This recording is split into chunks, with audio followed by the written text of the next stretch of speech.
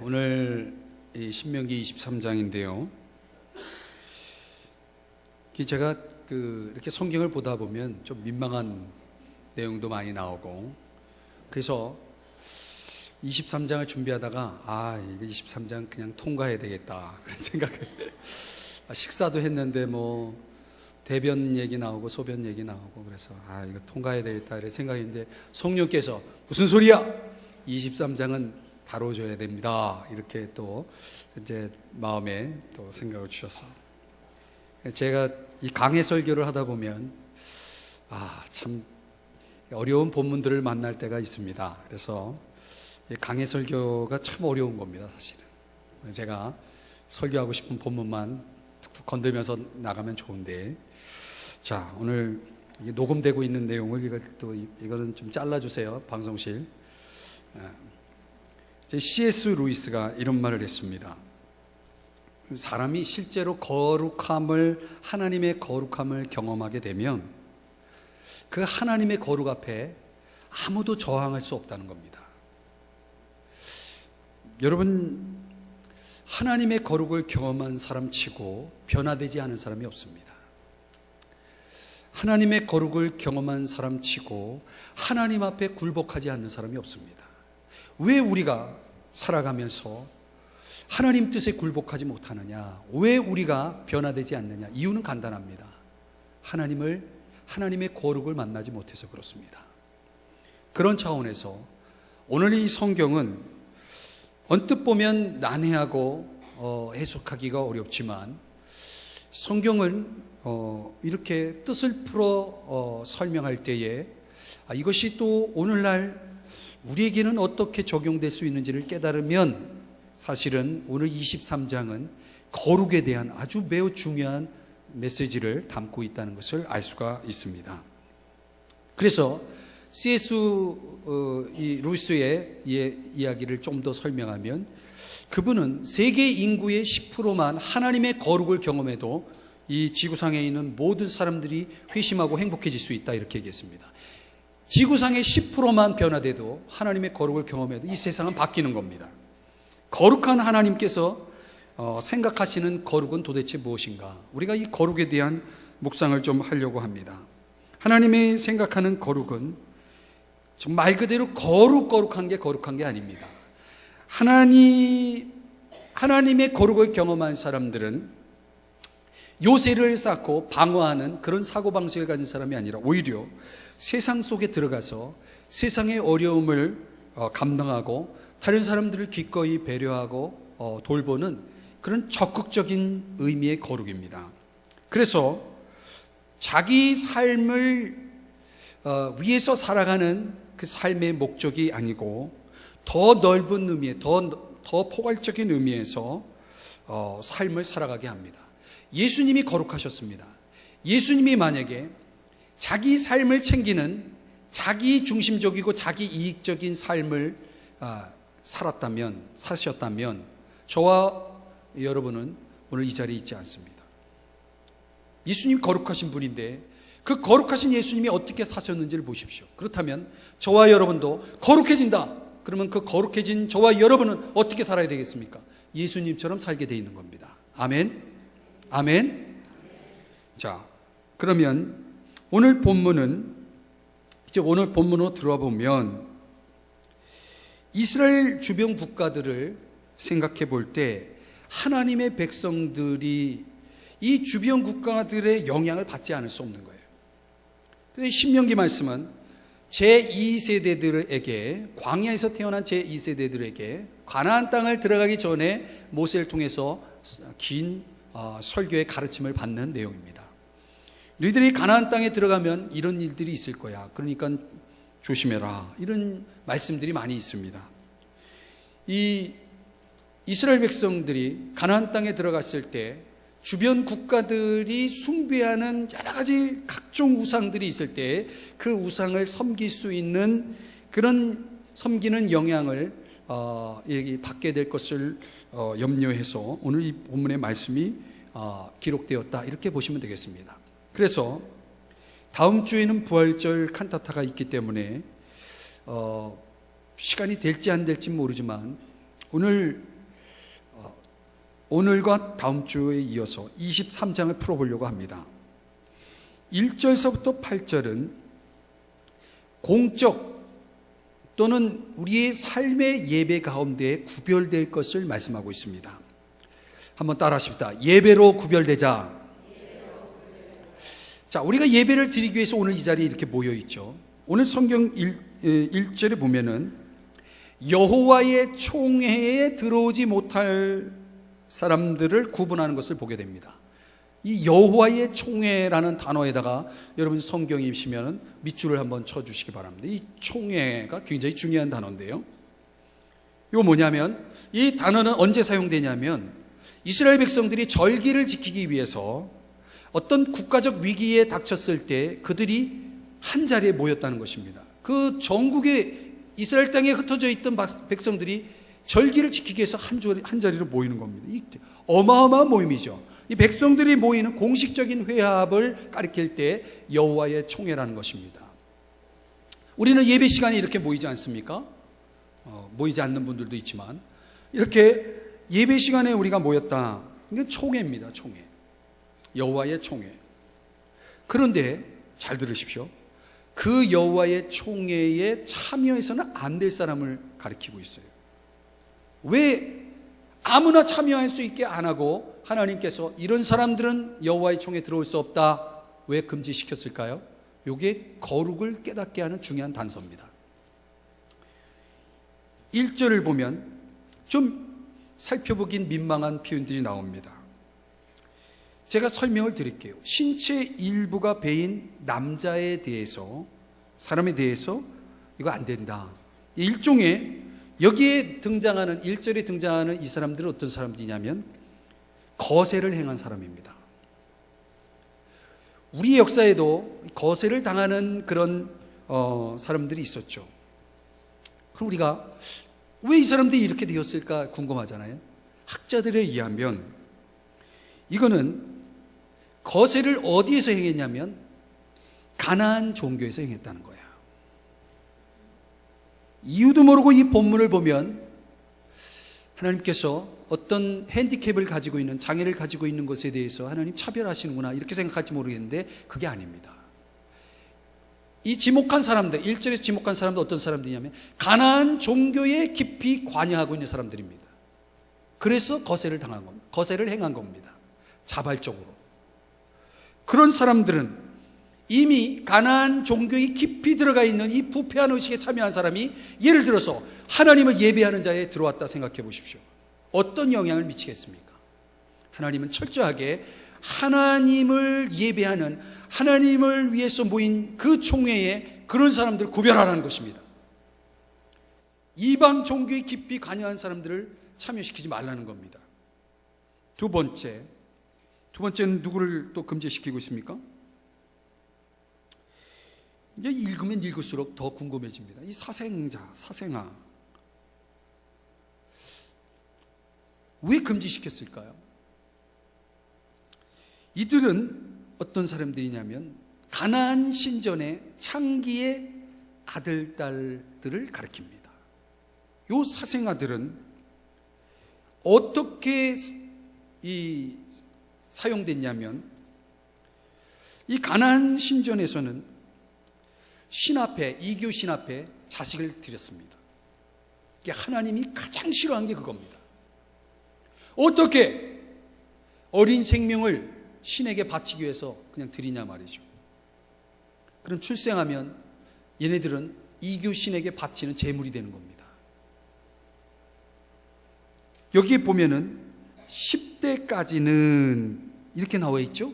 2절에 보이십니까? 눈이 있으면 보일 겁니다. 10대까지는 이게 우리말에는 그러면 그때까지는 총회 안 들어온다 이렇게 생각하면 안 됩니다. 이거는 관용구입니다. 무슨 뜻이냐면 영원히. 10대까지는 이거는 무기한으로 영원히 들어올 수 없다라는 것을 의미하는 단어입니다. 신을 위해서 존재하는 이교신에게 바쳐진 이들을 금지시키는 것은 이런 자리로 어린 자녀들을 끌어들이지 말라는 거예요. 그래서 1절, 2절을 놓고 보면 이교 신앙을 유일하신 참 하나님을 예배하는 것과 혼합시키지 말라는 겁니다. 이거는 매우 위험한 것이기 때문에 그렇습니다. 그래서 이교적 영향에 의해서 해로운 이 관행에 대한 철저한 경계를 하고 있는 것이죠. 우리가 살아가다 보면 우리 믿는 사람들이 이런 구별됨이 없이 이방 종교의 의식과 구별됨이 없이 만약에 살아간다, 그는 여호와의 총회에 들어올 수 없는 기준이 되는 것입니다. 그만큼 생활 속에서 이교도들의 의식, 이교도들의 그 행위, 이런 것들을 철저하게 구별하라는 하나님의 엄히하신 말씀인 거예요. 더 가볼까요? 3절입니다. 3절에서는 암몬 사람과 모압 사람은 또 총회에 들어올 수 없대요. 이게 굉장히 중요한 부분입니다. 왜 하나님은 암몬 사람과 모압 사람을 여호와의 총회에 들어오지 못하게 했느냐? 먼저 암몬 사람들은 그들이 하지 않은 일 때문에 들어오지 못하게 했습니다. 해야 되는데 하지 않은 일 때문에. 어떤 일이 있었는지 암몬 사람들에 대해서 4절에서 밝히고 있습니다. 4절. 우리 한번 4절을 같이 한번 읽어보겠습니다. 4절 같이 읽어보죠. 시작.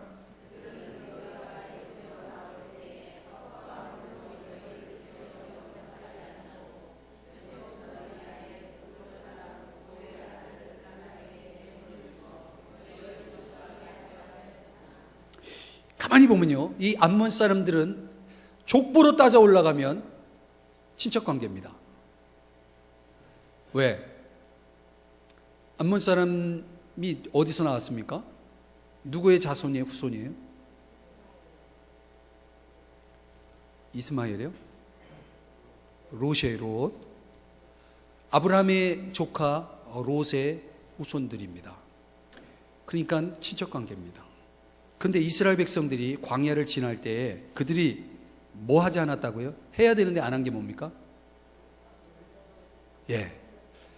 이스라엘 백성들이 지금 광야에서 고난을 겪고 있는데, 어려움을 겪고 있는데, 그걸 보고 돕지 않았다는 겁니다. 하나님이요, 다 보고 계셔요. 여러분 아십니까? 만약 우리가 누구를 도와야 되는데 돕지 않았어요, 하나님 그걸 보신다는 겁니다. 그것도 뭐다? 성경에서는 죄라고 말하는 거예요. 암몬 사람들의 죄는 어떤 면에서는 해야 할 일을 하지 않았으니까 이게 소극적인 죄입니다. 소극적인 죄도 죄입니다. 그러면 모압 사람들은 무슨 죄를 범했을까요? 모압 사람들은 이건 반대로 하지 말아야 될 것을 한 겁니다. 무슨 일을 했습니까? 발람이라는 사람의 예언의 신탁을 의지해서 이스라엘 백성들을 뭐 하게 합니까? 저주하게 하는 거예요. 이런 얼마나 야비합니까? 이스라엘 백성들을 저주하게 해서 자기들이 이제 이스라엘의 공격으로부터 자기들 민족을 보호하려고 하는 그런 전략을 세우는 거예요. 그래서 그렇게 하든지 말든지 하나님께서는 어떻게 하셨냐면 5절을 같이 한번 읽어봅니다. 시작.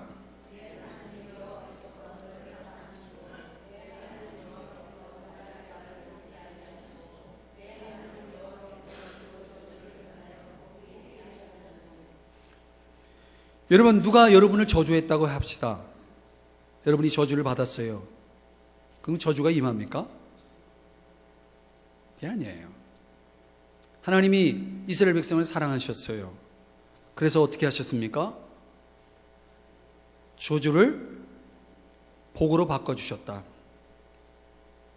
여전히 하나님이 우리를 사랑하시고 이스라엘 백성들을 사랑하셨다면 그분의 주권으로서 저주를 복이 되게 하시는 겁니다. 믿습니까? 세상이 아무리 여러분을 저주한다 해봐요. 저주가 임하나? 그렇게 해서 임하는 게 아닙니다. 하나님께서 우리를 지켜주시는 한, 하나님의 주권 가운데 하나님이 여전히 우리를 사랑하신다면 하나님은 그 저주를 바꾸어서 복이 되게 하실 거예요. 영국의 런던 빈민가에서 사역을 한 톰 바나드라고 하는 사람이 있습니다. 톰 바나드라고 하는 사람이 있는데, 이 사람이 이 빈민가에서 사역을 하는데 꼭 이렇게 선한 일을 하는 사람들에 대해서 배 아파하는 사람들이 꼭 있습니다. 어떤 좋은 일들을 하면 사람들이 다 박수 쳐줄 것 같죠? 그렇지 않습니다. 이 버나도도 이런 빈민 사역을 하는데 얼마나 참 수고가 많아요. 격려해주고 박수를 쳐줘야 되는데, 오히려 이 사람의 사역에 대해서 좀 삐딱하게 생각한 사람들이 그를 비방하고 비난하는 그런 책자를 발간해가지고 전국에다 뿌렸어요. 65페이지짜리 소책자를 만들어가지고, 이 사람 불순한 사람이다 말이죠. 빈민들을 위해서 일한다는 이름하에서 이 사람 뭔가 다른 그런 동기가 있다 말이죠. 그래서 막 쫙 뻗뜨렸습니다. 3년 동안 이들의 비난과 비방이 이 버나도를 괴롭혔습니다. 너무나 억울하기도 하고 마음이 너무 아픈 거예요. 큰 비탄에 잠겼습니다. 그런데 결과는 어떻게 됐냐? 결국 혐의가 완전히 벗겨지고, 이 일로 인해서, 이 사건으로 인해서 신문 보도가 쫙 전국에 퍼졌습니다. 오히려 한 작은 마을 빈민가에서 사역하고 있던 이 버나도 사역이 있는지도 몰랐던 사람들이 오히려 그런 보도로 인해서 다 알게 됐어요. 그때부터 이 런던의 고아들을 위해서 전국에 관심을 갖고 있는 분들이 막 후원금을 보내기 시작합니다. 어마어마한 후원금들이 모아졌다는 거예요. 만약에 이런 보도가 없었다면, 이런 비난과 비방의 글이 없었다면, 이 버나도는 아마 한쪽 구석에서 이 빈민가 사역을 그냥 그렇게 평범하게 하고 있었을 거예요. 굉장히 힘들었겠죠. 여러분, 이렇게 보면요, 하나님은 이 버나도의 사역을 사랑하셨고 그를 사랑하셨습니다. 그리고 그를 저주하는 사람들을 바꾸어서 복이 되게 하셨습니다. 여러분, 그런 일들이 계속된다는 거예요. 믿습니까? 그러므로 사랑하는 여러분, 오늘 이 모압 사람들이 범한 죄를 보십시오. 누가 여러분을 저주한다고 두려워할 것이 없습니다. 여러분, 하나님이 우리에게 복을 주시면 되는 겁니다. 아멘. 이 모압 사람들 참 비열한 사람들이죠. 그렇게 저 사람 저주받게 해달라고 그렇게 막 빌고 있는 거예요. 하나님은 그 죄를 묻고 있는 것입니다. 모압 사람들은 여호와의 총에 들어올 자격이 없단 말이죠. 그런데 그 모압 사람의 후예 중에 누가 있었냐면, 비슷한 이름인 루시라는 여인이 들어옵니다. 그러니까 하나님은 이런 여호와의 총에 들어올 수 없는 그런 사람조차도 후에 하나님의 본심은 이스라엘 백성들의 거룩을 위해서 이렇게 비열하게 살아가는 사람들과는 구별되게 살아가라는 거예요. 우리는 째째하게 나 복받기 위해서 저 사람을 저주하는 그런 인생을 살지 말라는 것입니다.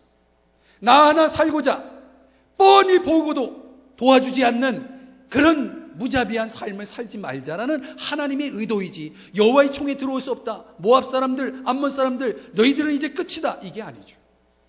하나님은요, 이렇게 분명한 하나님의 본심을 우리에게 보여주고 있는 거예요. 그들의 평안함, 그들의 형통함을 구하지 말라라고까지 오늘 6절에서 말씀을 하고 있습니다. 이 말은 무슨 얘기냐면, 그들과 아예 상종하지 말라는 겁니다. 이 말은, 이 하나님의 본심은 뭐냐면 그렇게 살지 말라는 겁니다. 자, 우리가 어떻게 살아야 되겠습니까? 어려운 사람 있으면 어떻게 되겠습니까? 못 본 채 하지 말고 도와줘야 됩니다. 나 잘 되기 위해서 다른 사람 저주해야 됩니까? 아닙니다. 우리는 남을 저주하는 사람이 아니라 남을 축복하고 복을 비는 축복의 통로가 되어야 합니다. 이게 거룩입니다. 우리 옆 사람 손을 꼭 잡으시고 축복하며 사십시다. 시작.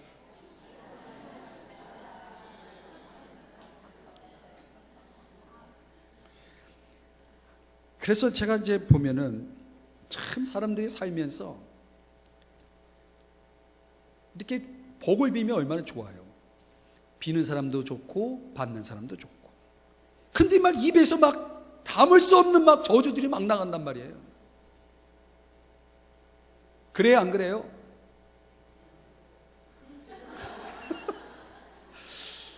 여러분들이 다 시치미를 뚝 떼니까 제가 할 말이 없는데, 막 뭐 조금 뭐 화가 나면 막 그냥 막 나온단 말이죠. 한 입으로 복이 나올 수도 있고 저주가 나올 수도 있는 거예요. 야고보서에서 그렇게, 야고보 저자가 그렇게 얘기하잖아요. 한 입으로 찬송도 나오고 한 입으로 막 담을 수 없는 말들이 나오고 말이죠. 사랑하는 여러분, 자크를, 제가 성경 표현대로 입술에 파수꾼을 세우시기 바랍니다. 그래서 항상 축복하며 사시기를 주의 이름으로 축원드립니다. 오늘 그걸 말씀하고 있는 거예요. 행하지 않은 것 때문에, 불순종한 것 때문에 하나님이 죄를 물으시고요, 또 하지 말아야 될 것을 할 때에 이거는 거룩한 삶이 아니다라고 하는 것을 보여주고 있는 것입니다. 하나님을 슬프게 하는 일들을 해서는 안 돼요. 마태복음 25장에 비유해 보면 그런 비유가 나오잖아요. 등불을 채워야 되는데 채우지 않고, 달란트를 사용해야 하는데 사용하지 않고, 궁핍한 자를 도와줘야 되는데 눈 감아버리고, 이런 모든 것들에 대해서 하나님이 마지막 때에 심판할 것을 마태복음 25장 비유해서 말씀하고 있잖아요. 해야 할 것을 하고 하지 말아야 할 것을 하지 않는 삶, 이게 성경에서 말하는 거룩입니다. 7절로 넘어갑니다. 7절에는 반면에 에돔 사람, 애굽 사람을 어떻게 대해야 한다라고 말씀하고 있는지 7절을 같이 읽어보겠습니다. 시작.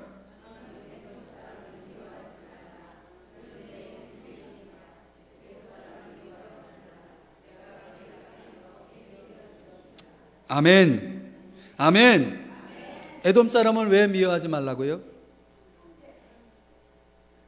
형제입니다. 창세기 36장에 보면 에돔은 누구의 후예입니까? 에서의 후예입니다. 이스라엘 백성은 누구의 후예입니까? 야곱의 후예입니다. 그러니까 에돔 족속과 이스라엘 족속은 무슨 관계? 형제 관계입니다. 그런데 조상 때부터 흘러내려오는 그 가문의 갈등적 요소가 있죠. 어느 순간에 미워지는 겁니다. 한번 미움이 들어오면 형제고 뭐고 없는 겁니다. 거룩이 뭡니까? 거룩은 미워하지 않는 게 거룩입니다. 만약에 내가 내 마음속에 누군가를 향한 미움이 있다, 그건 난 거룩하지 않은 겁니다. 하나님 거룩을 말씀하면서 우리의 삶을 이야기하면서, 삶의 예배를 이야기하면서 하나님께서 뭐라고 말씀하세요? 미워하지 말라는 거예요. 왜? 형제이기 때문에. 형제이기 때문에 미워하지 않아야 되고, 더 중요한 것은 우리가 거룩하게 살아야 되기 때문에 미워하지 말아야 되는 거예요. 또 애굽 사람, 애굽 사람 어떤 사람이에요? 애굽 사람들은 어떤 사람들이냐면, 한번 들어보세요. 애굽 사람들은 이스라엘 백성을 종으로 부려먹은 사람들입니다. 그때 얼마나 힘들었어요, 그죠? 그러나 그것만 생각하면 안 돼요. 원래 애굽 사람들은 야곱의 가족이 극심한 기근 때문에 식량이 없었을 때 식량을 어디로 구하러 갑니까? 애굽으로 구하러 갔어요. 그래서 애굽에서 식량을 가져오는데 거기 보니까 요셉이 있었어요. 요셉 때문에 애굽으로 갔습니다. 애굽에 어디에 가서 정착합니까? 고센 땅에 정착합니다. 이스라엘 백성들이 애굽이 없었다면 이스라엘의 역사는 없는 겁니다. 이 말은 무슨 얘기냐면, 야곱의 가족이, 이스라엘의 조상이 생존할 수 있도록 도와준, 가장 어려울 때 가장 큰 도움을 준 사람들이 누구냐? 애굽 사람들입니다. 그러니까 거룩이 뭡니까? 자기를 도와준 사람들을 기억하라는 겁니다. 그게 거룩입니다. 나에게 친절을 베풀어 준 사람, 내가 어려울 때 도움을 준 사람, 우리는 그런 일들을 그 당시에는 고마워해도 시간이 지나면 어떻게 합니까? 잊어버립니다. 잊어버리지 말아야 됩니다. 우리 민족을 위해서 목숨을 바쳐 싸우고, 우리 민족을 위해서 자신의 생명을 초계같이 던진 그런 분들을 우리가 기억해야 됩니다. 그런 사람들을 기억해야 됩니다. 독립투사들, 그런 분들의 자녀들을 기억해야 됩니다. 나라가 존재할 수 있도록 애쓰신 분들을 우리 잊지 말아야 됩니다. 저는 가만히 보면 이 말씀을 좀 묵상하다가 참 내가 지금까지 살아온 동안 나에게 정말 그때그때마다 도움을 준 사람이 참 많다는 걸 생각했습니다. 여러분은 어떻습니까? 여러분 살아오시면서 그런 분들이 있습니까? 없습니까? 없어요? 그럼 있으면 뭐 합니까? 기억하십니까? 감사하십니까? 잊지 말아야 됩니다. 부모님의 은혜도 잊지 말아야 됩니다. 우리가 우리 인생 속에 나를 있게 하신 분들을 잊지 말아야 됩니다. 평생에 그분들을 잊지 않고 감사하면서 그분 앞에서 우리가 보답하는 그런 삶을 살아가는 게 거룩입니다. 거룩이 다른 게 아닙니다. 하나님은 그런 걸 원하시는 겁니다. 저는 우리들이 거룩하다 하면서 그렇게 몰인정하고 무자비한 삶을 살아간다면 그건 거룩이 아닙니다. 교회 열심히 교회 생활하는 게 그게 거룩이 아닙니다. 진정한 거룩은 삶 속에서 이렇게 고마운 분들에게 고마움을 표현하는 게 거룩입니다. 하나님이 생각하시는 이 구별됨은 우리의 삶의 순종으로 사랑으로 표현되어집니다. 거룩이 뭡니까? 순종하는 겁니다. 거룩이 뭡니까? 사랑하는 겁니다. 여기서 끝나지 않고 오늘 민망한 표현이 9절 이하 14절에 또 나옵니다. 일상생활 속에서 적군을 치러 출전할 때에 뭐하라고 말합니까? 모든 악한 일을 스스로 삼가라. 지금 전쟁을 앞두고 하나님이 요구하시는 게 뭡니까? 야, 군비를 잘 정비하고 뭐 이런 얘기를 하는 게 아니고 거룩을 요구하고 있습니다. 모든 싸움은 하나님에게 달려 있습니다. 그리고 하나님은 누구를 위해 싸워주십니까? 거룩한 사람들을 위해 싸워주시는 거예요. 그럼 우리가 하나님과의 올바른 관계 속에 있으면 하나님이 우리의 인생을 붙들어 주시고 이끌어 주시는 거예요. 거룩이 있어야 됩니다. 거룩이 있어야 됩니다. 그런데 거룩을 이야기하다가 위생 이야기를 하고 있습니다. 9절서부터 11절, 12절서부터 14절, 10절서부터 11절에 밤의 몽설함에 대한 이야기, 12절서부터 14절에 보면 배설물 처리하는 이야기, 오물 처리 시설을 갖춰라. 이 도대체 이 성경이 이게 또 무슨 의미입니까? 이제 말하자면은 학자들에 의하면 이 말씀이 뭐냐면 밤에 너무 피곤해요. 너무 피곤해가지고 의도적으로 이 진영 안에서 소변을 본 군사의 행동을 언급하고 있어요. 너무 웃기지 않습니까? 피곤해서 옛날 같으면 우리도 저도 이제 그때 그 시절이 있습니다. 집에는 뭐가 있었냐면, 아니 방 안에 뭐가 있었냐면, 아시죠? 그거 두 글자 그게 있었습니다. 그래가지고 불은 켤 수가 없어가지고 가끔 가다가 참 표현하기 민망스러운데 하여튼 그런 일도 많이 있고, 또 왜 이렇게 무서움도 많아요. 그래서 밤에 화장실 가기가 그렇게 어려워요. 아니 화장실 안 가고 너무 피곤하기도 하고, 그래서 진영 안에서 볼일을 봤다고 하나님이 부정하다라고 말하는 거예요. 이 부정한 사람은 해질녘까지 진으로 되돌아오기 전에 깨끗하게 씻고 돌아와야 된다, 이렇게 또 말씀하고 있어요. 배설물을 처리하는데 진 밖에서 오물을 처리해야 된다, 또 이런 말씀도 나와요. 왜냐하면 그 사막의 뜨거운 열기 속에 질병이 내가 하나 위생적으로 잘못 처리하면 그것에 의해서 뭐가 생길 수 있냐면 전염병이 생길 수 있는 거예요. 그래서 공동체 전체에 퍼지지 않도록 하는 그런 일에 하나님께서 관심을 가지고 이렇게 말씀을 하는 겁니다. 여기서 우리는 하나님이 어떤 분이심을 알 수가 있습니다. 하나님은 나의 건강에 매우 관심이 많습니다. 하나님은 우리 공동체의 건강에 굉장히 관심이 많아요.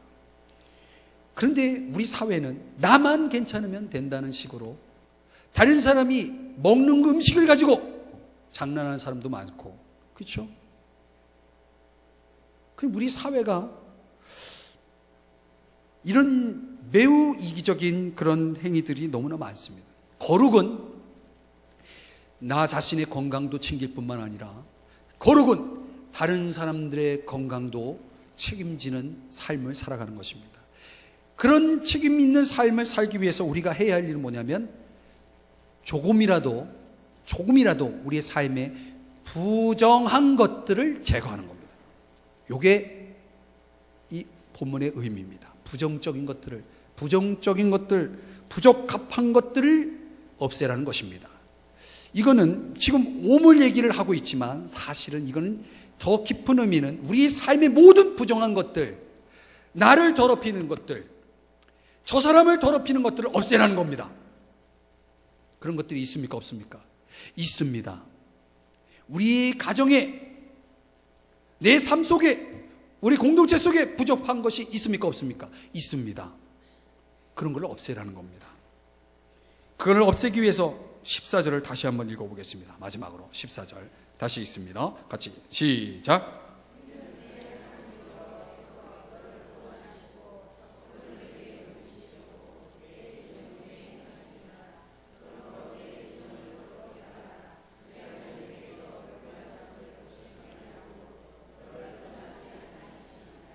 이 14절에 보면은 하나님의 속성은 세 가지를 소개하고 있습니다. 첫째, 하나님은 어디에나 계신다라고 하는 것을 보여주고 있습니다. 내 진중에, 거기에 많은 사람들이 텐트를 치고 거기서 지금 생활을 하고 있는데 하나님은 그 텐트마다 다 들어가 계시는 거예요. 무슨 얘기냐면 여러분이 집에 있을 때 하나님 거기 계시는 겁니다. 여러분이 사업장에 계실 때 하나님 거기 계시는 겁니다. 그 진중에 있는 겁니다. 하나님은 어디 계세요? 우리가 살아가는 삶의 자리에 있는 겁니다. 하나님은 편재하신 분이기 때문에 그렇습니다. 두 번째, 너를 구원하시고, 이건 뭐냐면 문자적으로는 너를 보호하시고 이런 뜻입니다. 어떻게 하나님이 우리를 보호할 수 있습니까? 하나님이 전능하시기 때문에 이 하나님의 전능성을 보여주는 그런 말씀입니다. 그러면서 여기 또 무슨 표현이 나오냐면 내게서 불결한 것을 보시지 않으므로, 하나님 뭐예요? 하나님 다 아신다는 거예요. 하나님 다 보시고 계신다는 거예요. 하나님은 어떤 분입니까? 모든 것을 아시는 전지하신 분이십니다. 아멘. 그렇다면 여러분, 저와 여러분이 살아가는 일상적인 행동 속에서, 일상적인 삶 속에서 하나님이 지금 다 보고 계시다라고 생각해 보세요. 그때 하나님이 보시기에 민망한 게 있습니까? 없습니까? 그런 걸 제거하라는 거예요. 이게 참 놀라운 말씀이에요. 표정들이 하나도 안 놀라운 것 같은 표정을 짓는 놀라운 말씀이에요. 다른 사람은 안 봐도 하나님은 다 보고 계시다는 거예요. 이게 엄청난 말씀입니다. 이게 어떤 사람에겐 두려운 말씀일 수 있고 어떤 사람에겐 놀라운 위로가 되는 말씀일 수 있는 겁니다. 여러분에겐 위로가 됩니까? 두려움이 생깁니까? 레위기 11장에 말씀합니다. 내가 거룩하니 너희도 몸을 구별하여 거룩하게 하고 라고 말씀하고 있습니다. 이렇게 보면 오늘 이 신명기 23장의 말씀은 너무나 우리에게 필요한 말씀 아니겠어요? 아멘? 거룩이 뭐냐? 거룩이 사람들 앞에서 이렇게 다니는 게 거룩입니까? 아니에요. 여러분, 거룩은 삶입니다. 거룩은 지식이 아닙니다. 거룩은 삶입니다. 하나님은 어디나 계시고요, 모든 걸 아시고요. 하나님 앞에서 우리가 살아갈 수만 있다면 하나님이 보시기에 부끄러워할 만한 것들, 부족한 것들을 용납해서는 안 되는 것입니다. 그래서 우리의 삶의 자리를 어떻게 하라? 깨끗하게 하라는 것입니다. 사랑하는 여러분, 오늘 이 말씀을 잘 적용하시기를 축복합니다. 기도하겠습니다.